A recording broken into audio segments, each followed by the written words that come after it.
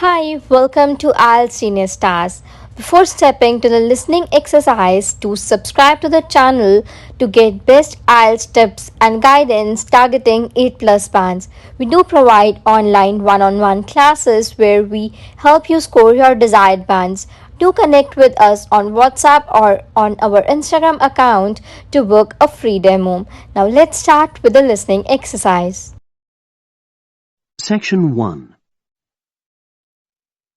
You will hear a man called Ken talking on the phone to a friend called Liz about holiday accommodation. First, you have some time to look at questions 1 to 6.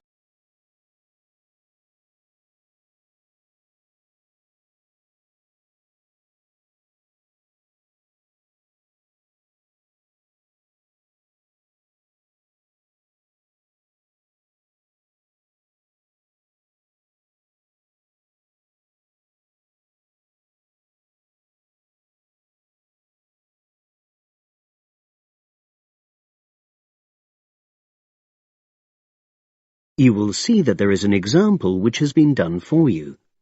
On this occasion only, the conversation relating to this will be played first.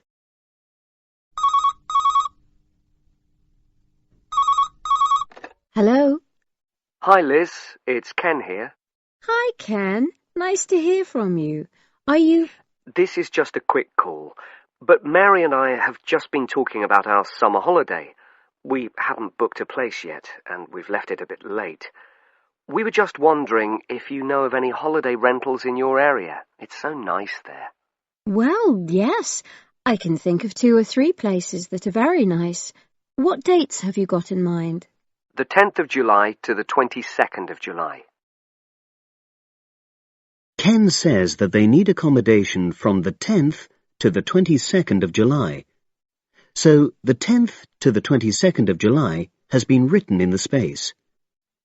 Now we shall begin. You should answer the questions as you listen because you will not hear the recording a second time. Listen carefully and answer questions 1 to 6.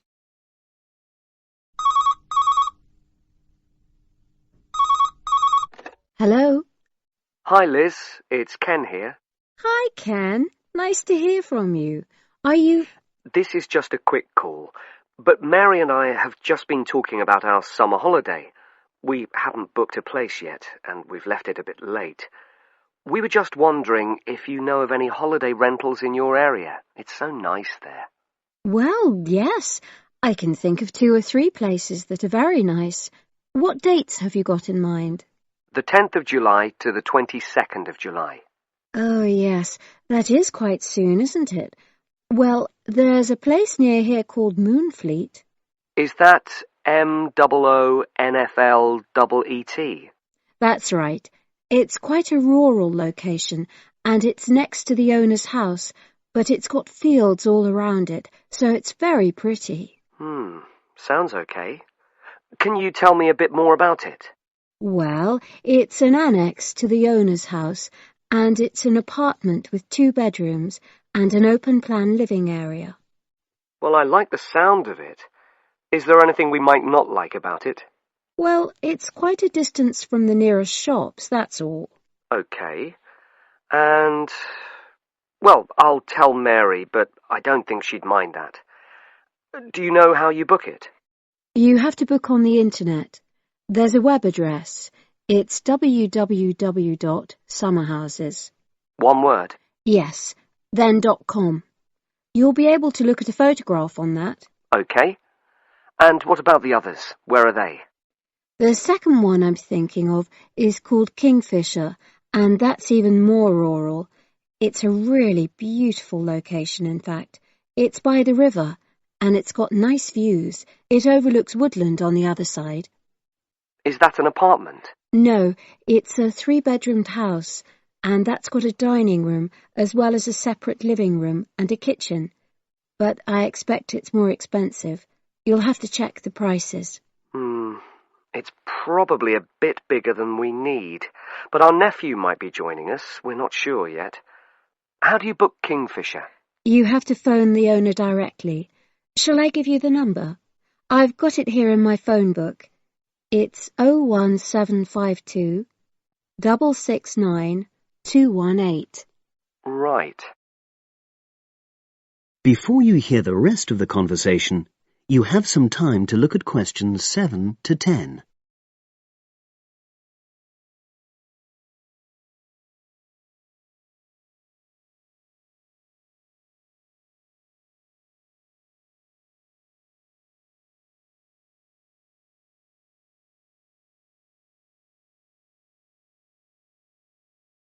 Now listen and answer questions 7 to 10. And you mentioned a third place? Yes, there's a house that my sister stayed in last year. It's called Sunnybanks. Nice name. And the location of that one is rather different.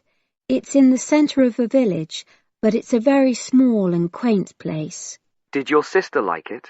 Oh, yes. It's by the sea, so her children really loved it. What's the accommodation like?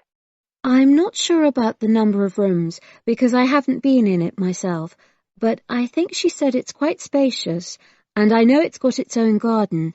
It's not very big, but it's not shared with anyone else, and it's supposed to be very pretty. Any snags? Problems? The only other thing I can think of is that there's nowhere for parking. The streets are too narrow, so you have to leave your car somewhere else and then walk to the house. It's only about 10 minutes away, but... OK. Well, I don't think it matters personally. How do you book it? There's an agent you have to contact. I don't know his details, but I can ask my sister and let you know tomorrow. Thanks, Liz. That'd be great. I'll talk to Mary and see what she says. Thanks for your help. That's okay, Ken. I'll speak to you again tomorrow. I hope you find what you're looking for. That is the end of section 1. You now have half a minute to check your answers.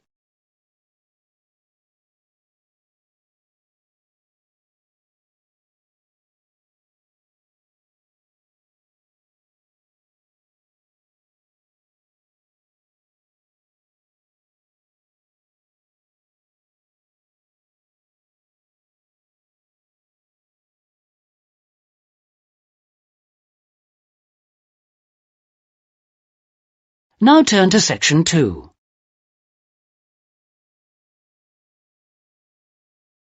Section 2. You'll hear Jane Hemington talking about this year's summer festival. First, you have some time to look at questions 11 to 14.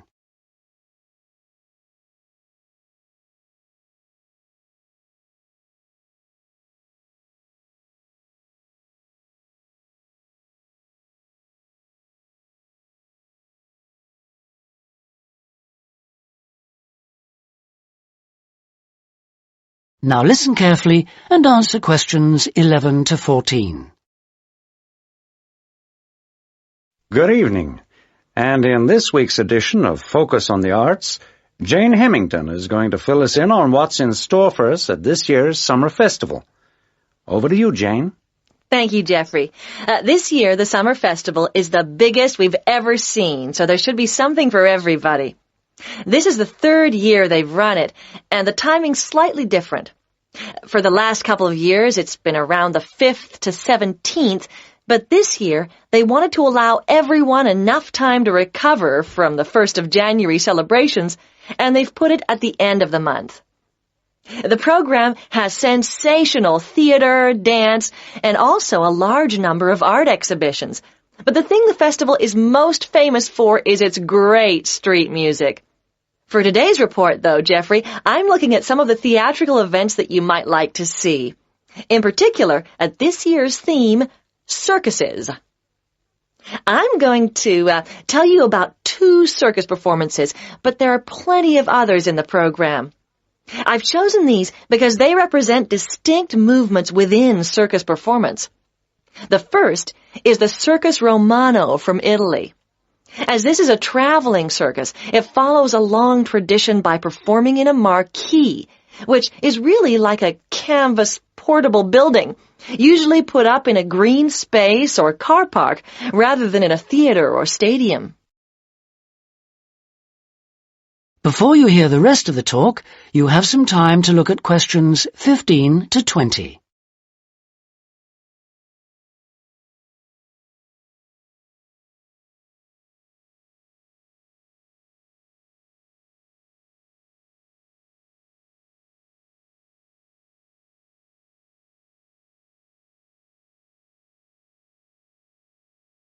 Now listen and answer questions 15 to 20.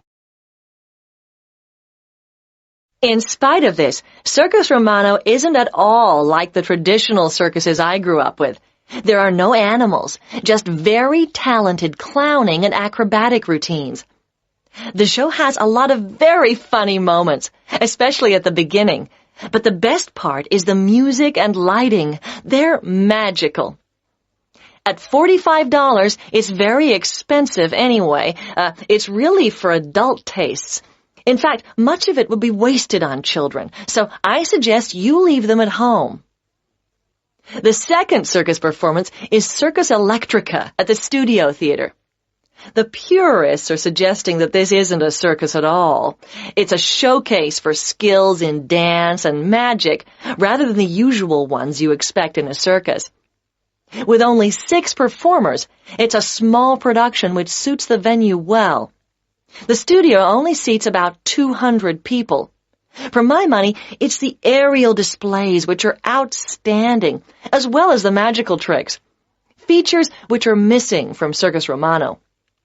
An interesting feature of the show is that the performers are so young. The youngest is only 14, but it's still well worth seeing. A good one for the whole family. And finally, as it's summer, you may wish to see some of the festival performances that are being presented outdoors, like the famous Mekong water puppet troupe performing in the city gardens this week. Now, water puppetry is amazing. It's large puppets on long sticks, controlled by puppeteers standing waist deep in the lake.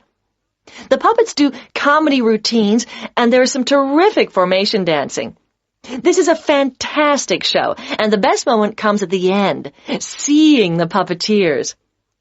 When the troupe walks up out of the water, you get this amazing feeling. It's really hard to believe that what you've been watching is lifeless wood and cloth. As an adult, I had a great time, but I did note that other older people in the audience weren't quite as taken with it as I was. It's a must for young children, though, and that's the audience it's really aimed at. Well, that's all I've time for today, but I'll be back next week with more news of what's worth seeing and what it's best to miss. That is the end of section 2. You now have half a minute to check your answers.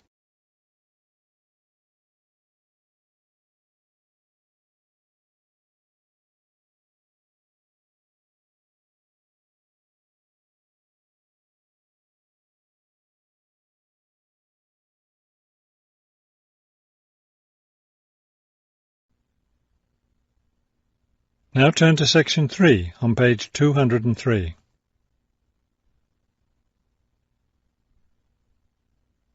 Section 3. You will hear 2 students talking about a class assignment about wild bird rescue and rehabilitation.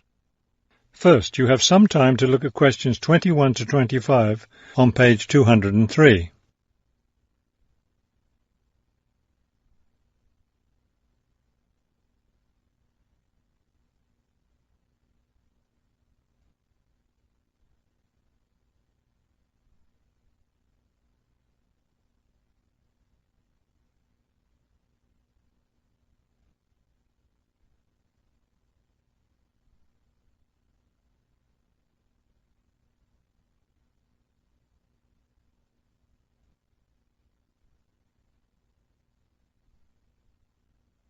As you listen to the first part of the conversation, answer questions 21 to 25.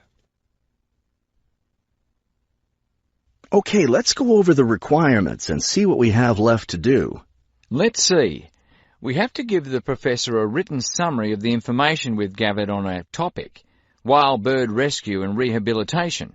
The other written thing we have to turn in is a case study of the rehabilitation of one bird, We have the information on that already. Right. All we have to do is write it up. What about charts and graphs? Do we need to include something like that? I don't think so. They aren't really relevant, but we do have to turn in a list of the resources we used. Naturally. What about videos? I heard some of the other students were doing that. Well, I guess that must be optional, because I don't see it on the requirements list. Okay, we should start planning our class presentation, since that counts for half the grade. We've looked at lots of sources of information, but I think our best source was the interviews we did with the wildlife rehabilitators. Agreed. That and the journal articles. I think we have enough information from those two sources for the presentation anyhow. The books we looked at weren't all that helpful. I wonder if we should try to bring in some live birds for the presentation. That would be too difficult, don't you think? But we have lots of photos of rehabilitated birds. We can show those. Before you hear the rest of the conversation, you have some time to look at questions 26 to 30 on page 204.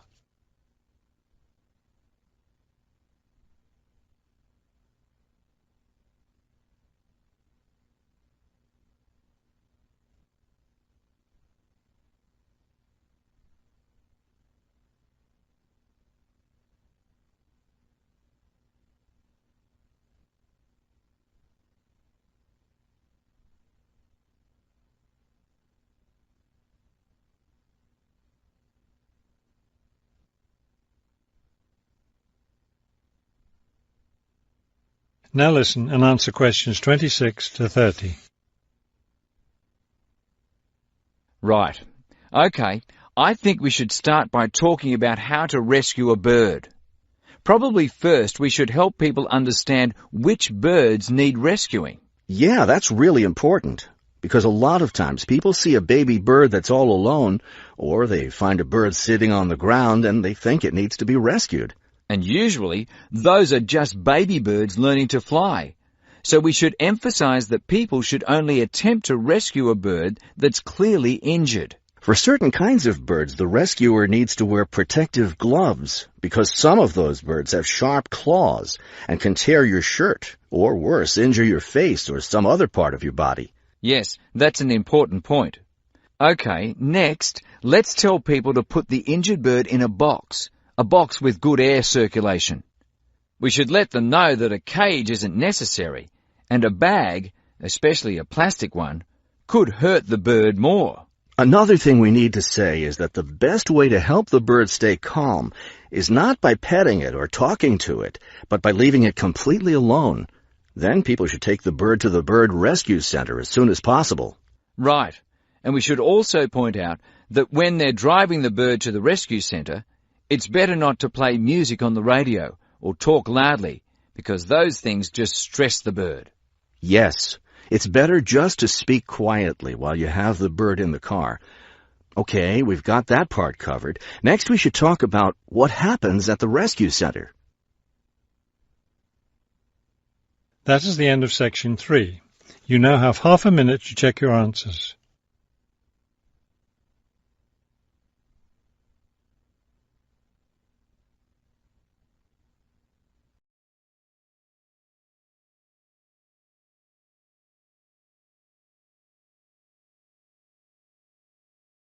Turn to Section 4. Section 4. You will hear a lecturer giving a talk on cochlear implants. First, you have some time to look at questions 31 to 40.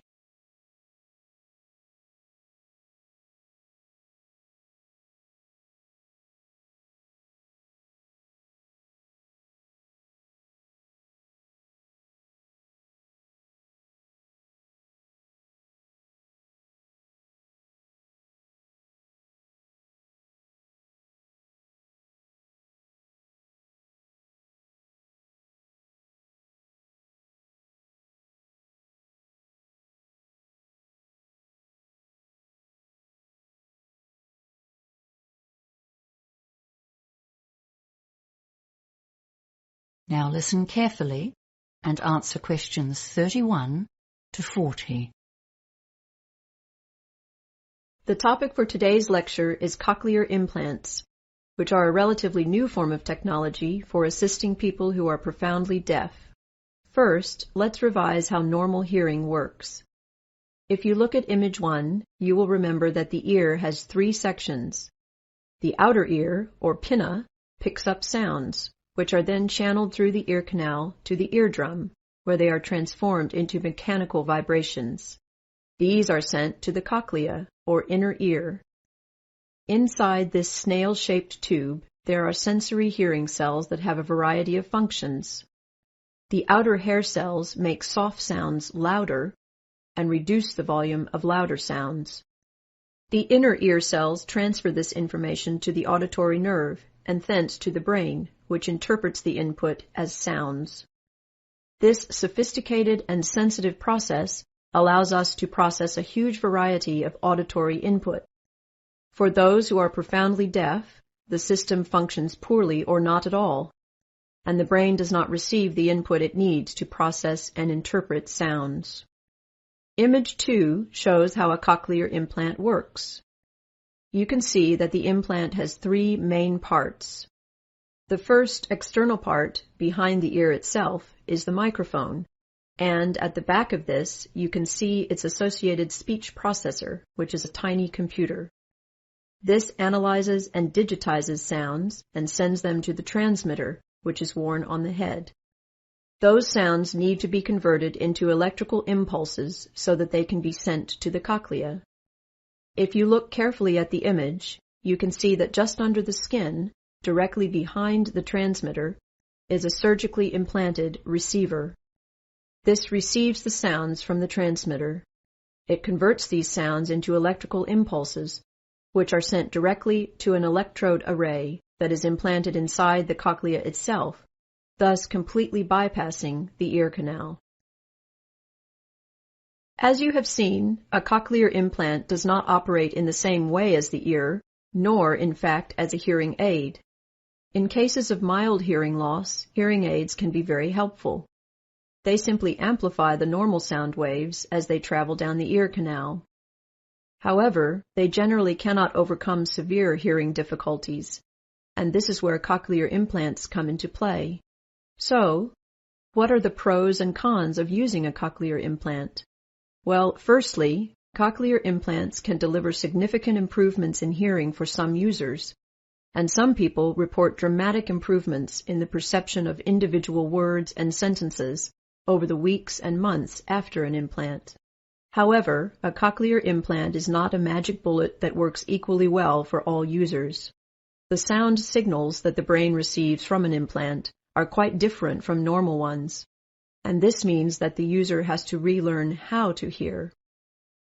Many users report that speech sounds robotic after a cochlear implant, and the degree to which people can adjust to this new kind of hearing varies hugely with each user and situation.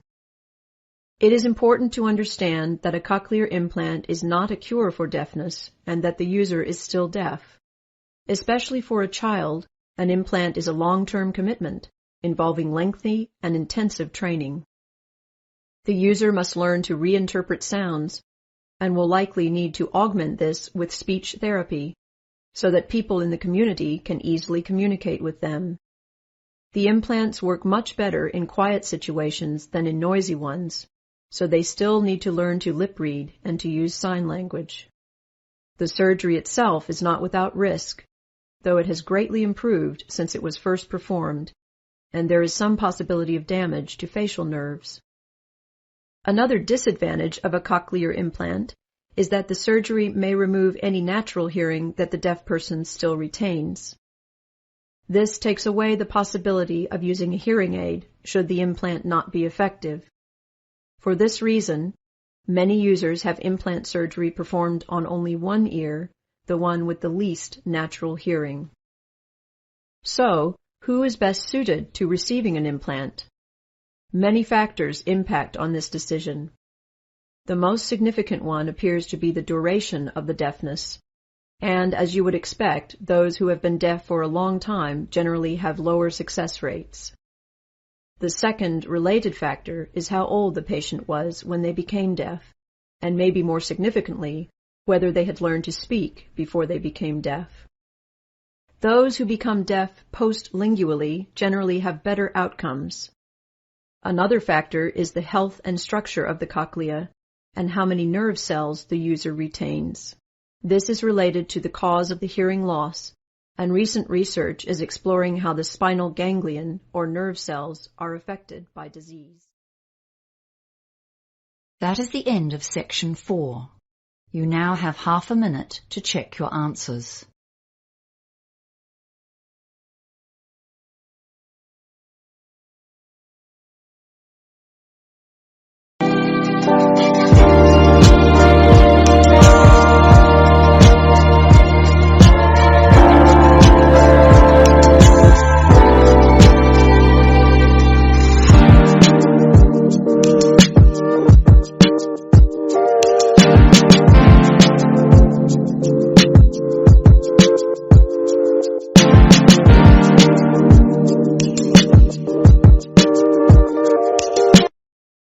I hope you are improving daily by practicing listening tests from our channel. Do let us know in the comment section how much you scored. Thank you.